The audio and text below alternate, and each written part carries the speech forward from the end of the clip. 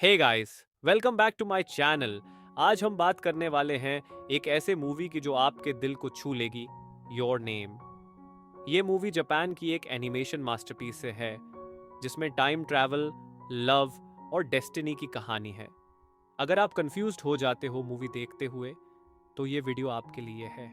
हम पूरे मूवी को डिटेल में समझाएंगे, हर सीन हर मोमेंट को डिकोड करेंगे ताकि आपको हर चीज समझ आए।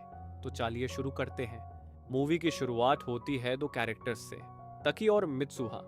तकी टोक्यो में रहता है और मित्सुहा एक छोटे से गांव इत्तोमोरी में। ये दोनों बिल्कुल अलग अलग जिंदगी जी रहे हैं, बट एक दिन उनको पता चलता है कि वो रैंडमली एक दूसरे के बॉडीज में स्विच कर रहे हैं। हाँ, ये एक बॉडी स्वैप स्टोरी है, लेकिन थोड़ी डिफरेंट। मित्सुहा एक सिंपल गांव की लड़की है जो अपनी लाइफ से थोड़ा बोर्ड है और वो विश करती है कि उसकी अगला जन्म टोक्यो के किसी हैंडसम लड़के के रूप में हो। दूसरी तरफ तकी एक हाई स्कूल स्टूडेंट है जो टोक्यो में रहता है, पार्ट टाइम जॉब करता है और जनरली अपनी जिंदगी में बिजी रहता है। एक दिन बिना किसी वार्निंग के तकी और मित्सुहा की बॉडी स्वैप हो जाती हैं। ये दोनों पहले तो बहुत कंफ्यूज्ड होते हैं, बट धीरे धीरे समझने लगते हैं कि ये सब रियलिटी है। अब जब मित्सुहा तकी की बॉडी में होती है तो उसकी सिटी लाइफ एंजॉय करती है, और जब तकी मित्सुहा की बॉडी में होता है तो उसके गांव के रिचुअल्स और जिंदगी को समझता है। ये दोनों अपनी स्वैप्ड लाइफ्स को एंजॉय करने लगते हैं, लेकिन साथ ही कुछ रूल्स भी बनाते हैं ताकि कोई और इस चेंज को नोटिस ना करे। जैसे कि फोन पे नोट्स लिखना या कैलेंडर में अपने एक्सपीरियंसेस को रिकॉर्ड करना।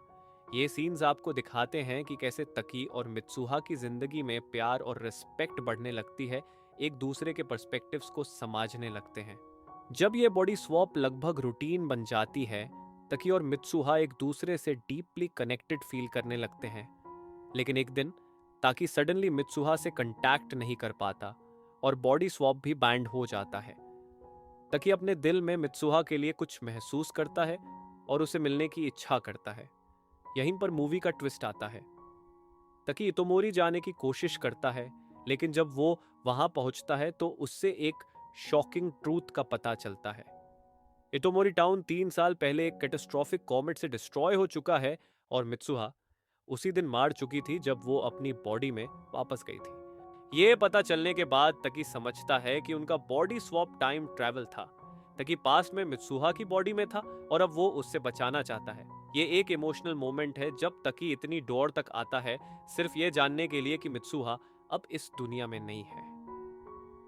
लेकिन उसका प्यार और डिटर्मिनेशन इतना स्ट्रांग है कि वो टाइम के लॉस को तोड़कर उसे बचाने का प्लान बनाता है। तकी सेक्रेट शेक जो मित्सुहा के फैमिली श्राइन में रखा होता है, यूज पी के अपनी कॉन्शियसनेस पास्ट में भेजने की कोशिश करता है।